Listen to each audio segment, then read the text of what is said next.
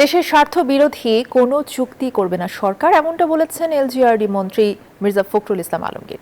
দুপুরে রাজধানীর engineers ইনস্টিটিউশনে Farakka long March দিবসের আলোচনা সভায় এ কথা বলেন তিনি। মির্জা ফখরুল বলেন, ভারতের সাথে আগামী সম্পর্ক কেমন হবে তা নির্ভর করছে ডিসেম্বরে পানির হিস্যার যে চুক্তি হবে তার উপর। সব শক্তিকে উপেক্ষা করে দেশের স্বার্থে ব্যারেজ নির্মাণ কাজের সিদ্ধান্ত সরকারের, তবে কিছু লোক অপপ্রচার চালাচ্ছে মন্তব্য করেন তিনি। Bashundhara public school and college 2026 শিক্ষাবর্ষে ভর্তি চলছে।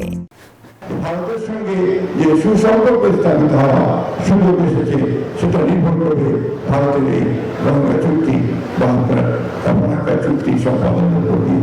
যে বাংলাদেশের স্বার্থ বিনষ্ট করে আমরা কখনোই কোনো চুক্তি কাউকে করতে দেব না, এটা আপনারা নিশ্চিত করতে পারেন।